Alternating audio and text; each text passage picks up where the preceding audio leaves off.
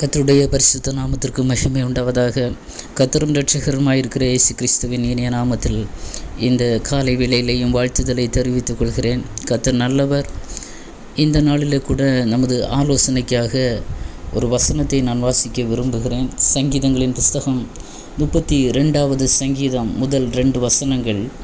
எவனுடைய மீறுதல் மன்னிக்கப்பட்டதோ, எவனுடைய பாவம் மூடப்பட்டதோ அவன் பாக்கியவான்.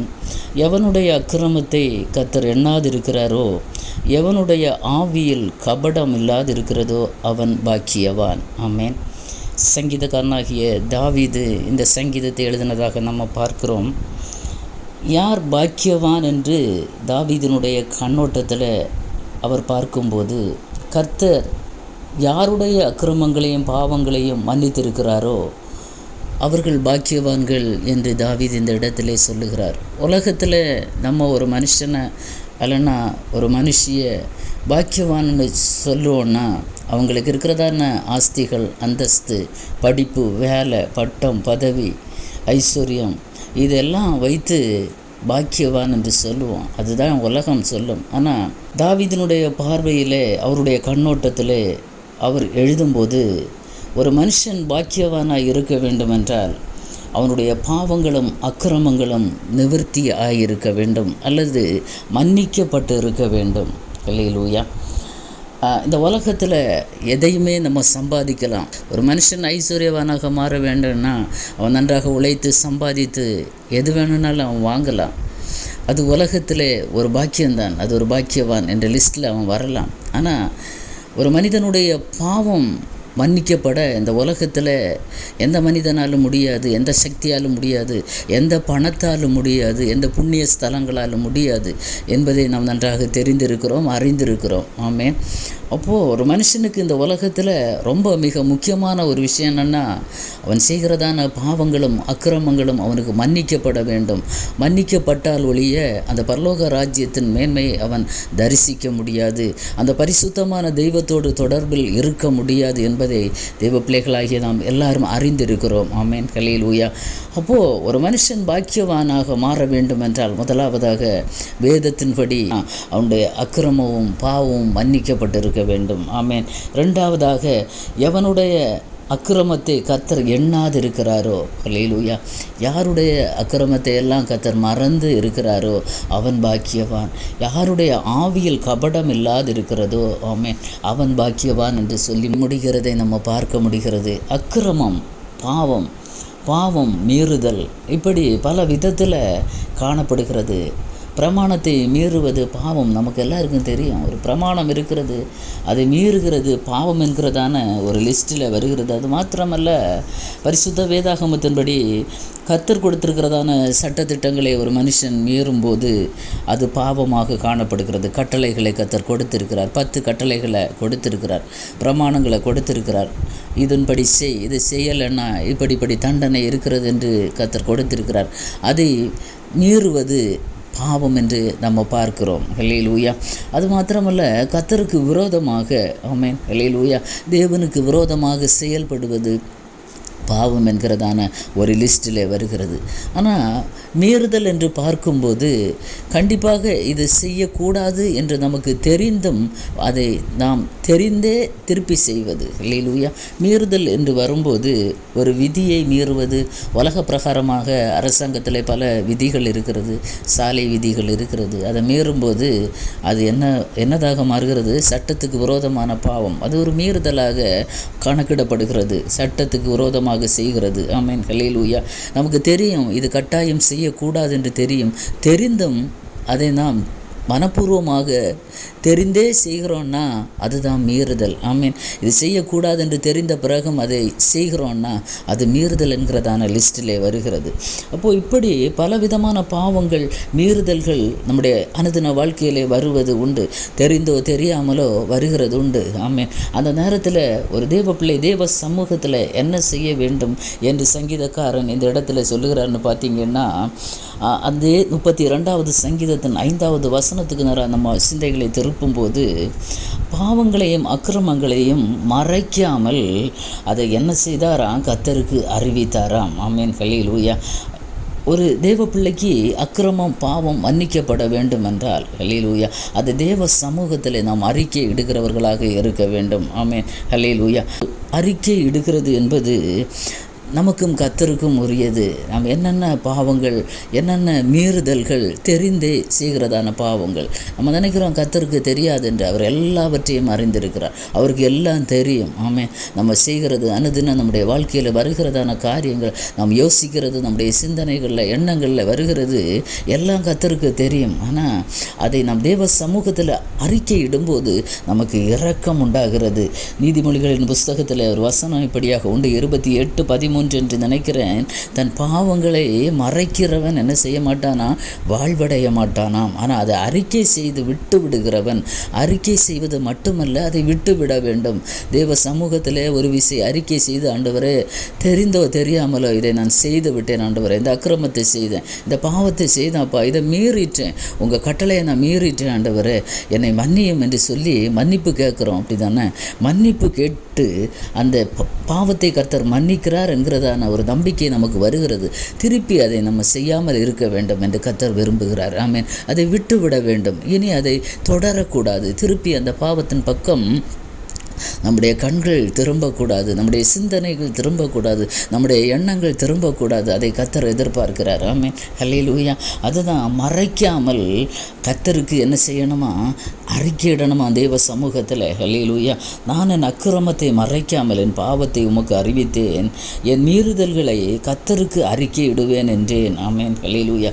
எவ்வளவு அருமையாக இந்த இடத்துல அவர் சொல்லுகிறார். 51வது சங்கீதத்தை நீங்கள் எடுத்து பார்த்தீங்கன்னா அந்த இடத்துலையும் தாவீது ஒன்றொன்றாக தன்னுடைய பாவத்தை ஒரு சின்ன குழந்தை சொல்லுகிறது போல தேவ சமூகத்தில் எல்லாவற்றையும் அறிக்கையிடுகிறார். ஆமென். செய்தது மிக தவறான காரியம்தான், ஆனால் தெரிந்து தான் செய்தார். ஆமென். ஹல்லேலூயா. ஆனாலும் தேவ சமூகத்தில் மன்னிப்பு உண்டு. அதை அறிக்கை இடுகிறவனுக்கு இரக்கம் உண்டு என்பதை நாம் நன்றாக புரிந்து கொள்ள வேண்டும். ஆமென். ஹல்லேலூயா. தேவ பிள்ளைகளே, ஹல்லேலூயா. இந்த காலை வேளையில் தெரிஞ்சோ தெரியாமலோ ஏதோ ஒரு பாவம், ஏதோ ஒரு மீறுதல், கர்த்தர் விரும்பாத ஒரு செயல், இது செய்யக்கூடாது என்று தெரிந்தும் செய்தீங்கன்னா தேவ சமூகத்திலே ஹல்லேலூயா தாவீதை போல நான் என் அக்கிரமத்தை மறைக்க மாட்டேன், ஹல்லேலூயா, என் மீறுதலை என் பாவத்தை நான் மறைக்க மாட்டேன் ஆண்டவரே, நான் உமக்கு அறிவிக்கிறேன் என்று சொல்லி கர்த்தருக்கு அதை அறிவித்து அதை விட்டு விட நாம் பிரயாசப்பட வேண்டும். விட்டு விடும்போது இரக்கம் உண்டாகும். விட்டு விடுகிறவனை கர்த்தர் என்ன செய்வார் என்று அதே சங்கீதத்தில் பார்த்தீங்கன்னா கர்த்தர் ஆலோசனை தருகிற தேவன். ஆமென். ஹல்லேலூயா.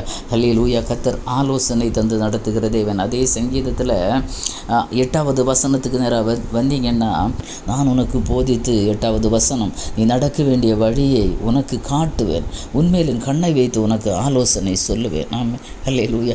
கர்த்தர் நமக்கு ஹல்லேலூயா ஒரு நல்ல அட்வைஸ் தருகிறார். நீ எல்லாம் என்னிடத்துல சொல்லிட்ட, நான் உனக்கு மன்னித்தேன். ஹல்லேலூயா. ஹல்லேலூயா. நீ எல்லா என்னிடத்துல அறிக்கையிட்ட, நான் மன்னித்தேன், உன் அக்கிரமத்தையும் உன் பாவத்தை எல்லாம் நான் மன்னித்தேன், எல்லாத்தையும் மூடி விட்டேன், இனி நீ அதை செய்யாத, இனி நான் உனக்கு வழி காட்டுவேன். இதுவரை நீ போன வழி, நீ பிரயாணம் பண்ணின வழி, உன்னுடைய வாழ்க்கை முறைகள் ஹல்லேலூயா தவறான பாதைகள், தவறான எண்ணங்கள், தவறான சிந்தனைகள், தவறான பார்வைகள், இதெல்லாம் நான் மறந்தேன், நான் மன்னித்தேன், நான் எல்லாவற்றையும் மூடிவிட்டேன், இப்போ நீ பாக்கியவானாக இருக்கிறாய். ஆமென். நீ பாக்கியவான் என்ற லிஸ்ட்டில் வரும்போது கர்த்தர் உனக்கு போதிப்பார். ஆமென். ஹல்லேலூயா. கர்த்தர் நீ நடக்க வேண்டிய வழியில் உனக்கு காட்டுவேன் என்று சொல்லுகிறார். இனி அந்த வழியாக போகாத, இதற்கு முன்னே நீ சஞ்சரித்த அந்த பாதையில் நீ போகாத, ஒரு புதிய வழியை கர்த்தர் உனக்கு காட்டுவார். ஒரு புதிய பாதை. ஹல்லேலூயா. அது கர்த்தர் நியமித்த பாதை. அந்த இடத்துல அங்கே பாவம் இல்லை, அக்கிரமம் இல்லை. நீ அந்த வழியில் சமாதானத்தோடு நீ பிரவேசிக்க முடியும். ஆமென். ஹல்லேலூயா. கர்த்தர் போதித்து நடக்க வேண்டிய வழியை காட்டுவார். அந்த வழியில் திருப்பி நம்ம பிரயாணப்பட வேண்டும். ஆமென். அது மாத்திரமில்லை, உன்மேல் என் கண்ணை வைத்து உனக்கு ஆலோசனை சொல்லுவேன். ஆமென். எவ்வளவு பாக்கியமான ஒரு பாக்கியம். கர்த்தரிடத்திலிருந்து பாவங்கள் மன்னிக்கப்பட்டு அக்கிரமங்கள் மூடப்பட்டு பாக்கியவான் என்ற லிஸ்ட்டில் வருகிற ஒரு தேவ பிள்ளைக்கு மேலே கர்த்தருடைய கண்கள் நோக்கமாக இருக்கிறது. அவன் நீதிமான் என்கிறதான லிஸ்ட்டில் வருகிறார். கர்த்தருடைய கண்கள் நீதிமான்கள் மேல் நோக்கமாக இருக்கிறது. அவருடைய செவிகள் அவன் கூப்பிடுதலுக்கு திறந்திருக்கிறது என்று நம்ம பார்க்கிறோம். ஹல்லேலூயா. ஒரு நீதிமானாக மாற்றப்பட்ட ஒரு தேவ பிள்ளைக்கு கர்த்தருடைய கண்கள் நோக்கமாக இருக்கிறது. கண் வைத்து நான் எங்கே போனாலும் உன் பாதையில் எல்லாம் ஹல்லேலூயா, உன் வழிகளில் எல்லாம் ஹல்லேலூயா, நீ செய்கிறதில் எல்லாம் நீ என்னென்ன காரியங்களில் நீங்கள் பிரயாசப்படுறீங்களோ, எந்தெந்த செயல்களை செய்கிறீங்களோ, எதெல்லாம் உங்கள் வாழ்க்கையில் செய்ய வேண்டும் என்று விரும்புகிறீங்களோ, அது எல்லா காரியத்திலும் கர்த்தர் உங்களுக்கு ஆலோசனை தந்து நடத்துவார். இதை இப்படி செய்ப்பா, இதை இப்படி செய்த ஆசீர்வாதம், இதை இப்படி செய். ஹல்லேலூயா, இதை விட பெரிய பாக்கியம் ஒன்றுமே இல்லை. இதுதான் உலகத்தில் மிகப்பெரிய பாக்கியம். ஆமீன். ஹல்லேலூயா, ஹல்லேலூயா. ஏதோ பணக்காரன் ஐஸ்வர்யவான் அது வச்சுருக்கான் இது வச்சுருக்கிறான், அதை கண்டு ஒரு தேவ பிள்ளை ஹல்லேலூயா ஐயோ எங்களுக்கு இல்லையே என்று சொல்லி கலங்க வேண்டாம். நம்முடைய பாவங்களும் அக்கிரமங்களும் மன்னிக்கப்பட்டிருந்தால் நம்மை விட பாக்கியவானாக யாரும் இருக்க முடியாது. இந்த காலை வேளையில் பரிசுத்த ஆவியானவர் நம்மோடு கூட பேசுகிறதான ஒரு காரியம். ஆமீன். ஹல்லேலூயா. யாருடைய பாவங்கள் அக்கிரமங்கள் எல்லாம் மீறுதல்கள் எல்லாம் மூடப்பட்டிருக்கிறதோ மன்னிக்கப்பட்டிருக்கிறதோ அவங்க தான் பாக்கியவான் என்ற லிஸ்ட்டில் இருக்கிறாங்க. ஹல்லேலூயா. இந்த பாக்கியம் வேறு எந்த மனுஷனாலும் எந்த உலக பொருளாலும் எந்த சம்பாத்தியத்தினாலும் நமக்கு கிடைக்காது. இயேசுவின் ரத்தம் மாத்திரமே சகல பாவங்களை இன்னைக்கு நம்மை சுத்திகரிக்கும். ஆமீன். ஹல்லேலூயா. தேவ பிள்ளைகளை அறிந்தோ அறியாமலோ தெரிந்தோ தெரியாமலோ ஏதாவது வாழ்க்கையில் இருக்குமானால் எல்லாவற்றையும் ஒன்றென்றாக சங்கீதக்காரனாகிய தாவீதை போல தேவ சமூகத்திலே அறிக்கையிடுங்க. கர்த்தர் நமது பாவங்களை அக்கிரமங்களை மன்னித்து பாக்கியவான் என்ற லிஸ்டிலே கொண்டு வந்த பிறகு அவர் நமக்கு ஆலோசனை கர்த்தராக இருப்பார். நமக்கு பாதையை காட்டுவார், நமக்கு ஆலோசனை சொல்லுவார். நல்ல ஒரு கவுன்சிலராக கர்த்தர் நமக்கு இருந்து நல்ல ஒரு அட்வைசராக கர்த்தர் இருந்து நம்மை வழி நடத்துவார் என்பதில் எந்த சந்தேகமும் இல்லை. ஹல்லேலூயா. அப்போது நம்ம பாக்கியவான்களாக இன்றைக்கு இருக்கிறோமா இல்லையா என்பதை நாம் யோசித்து நிதானித்து தேவ சமூகத்தில் நம் மனம் திரும்பினால் நலமாயிருக்கும் என்று பரிசுத்த ஆவியானவர் இந்த காலை வேளையிலே நம்மோடு கூட இடைப்படுகிறார். ஹல்லேலூயா, ஹல்லேலூயா. இதுவரை ஏதோ ஒரு அக்கிரமம் ஏதோ ஒரு பாவம் ஹல்லேலூயா சொல்ல முடியாமல் உள்ளுக்குள்ளே வேதனைப்பட்டு கொண்டு இருக்கிறீங்கன்னா எந்த மனுஷனிடத்துலையும் சொல்ல வேண்டாம், தேவ சமூகத்தில் அறிக்கையிடுங்க. தாவீதை போல ஹல்லேலூயா, என் பாவத்தை நான் தேவ சமூகத்தில் அறிக்கையிடுவேன், நான் சொல்லுவேன். ஹல்லேலூயா. அவர் மாத்திரமே ஒரு மனுஷனுடைய பாவத்தை மீறுதல்களை மன்னிக்க முடியும். இதுவரை தேவ சமூகத்தில் இந்த பாக்கியவான் என்ற லிஸ்ட்டில் வராத தேவ பிள்ளைகளை தேவ சமூகத்தில் பாக்கியம் பெற அவரிடத்தில் உங்கள் பாவங்கள் அக்கிரமங்களை அறிக்கையிட்டு மீட்பை பெற்றுக்கொள்ளுங்க. பாக்கியவான் என்ற லிஸ்ட்டில் வாங்க. கர்த்தர் உங்களை ஆசீர்வதித்து நடத்துவார். ஆமென். ஹல்லேலூயா. கண்களை மூடி ஜெபிப்போமா. தகப்பனே, இந்த நல்ல காலை வேளைக்காக உமக்கு நன்றி ஆண்டவரே. சங்கீதக்காரனாகிய தாவீதோடு சேர்ந்து நாங்களும் உங்கள் சமூகத்தில் ஆண்டவரே எங்கள் அக்கிரமங்கள் பாவங்கள் மீறுதல்களை ஆண்டவரே மறைக்காமல் உங்கள் சமூகத்தில் நாங்கள் அறிக்கையிடுவோம் தகப்பனே. ஹல்லேலூயா. தேவரீர் எங்கள் பாவத்தின் தோஷத்தை மன்னிக்கிற தேவன் ஆண்டவரே. ஹல்லேலூயா. ஆண்டவரே, எவனுடைய மீறுதல்கள் மன்னிக்கப்பட்டதோ எவனுடைய பாவம் மூடப்பட்டதோ அவன் பாக்கியவான் என்று வேதம் சொல்லுகிறதே அப்பா. ஆண்டவரே, நாங்களும் இந்த பாக்கியவான்கள் என்கிறதான லிஸ்ட்டில் வரணும் ஏசப்பா. இதை கேட்கிற பிள்ளைகளும் இந்த பாக்கியத்தை பெற்றிருக்க வேண்டும் அப்பா. உலகத்தில் மிக உன்னதமான பாக்கியம் இது ஒன்று மாத்திரமே அப்பா.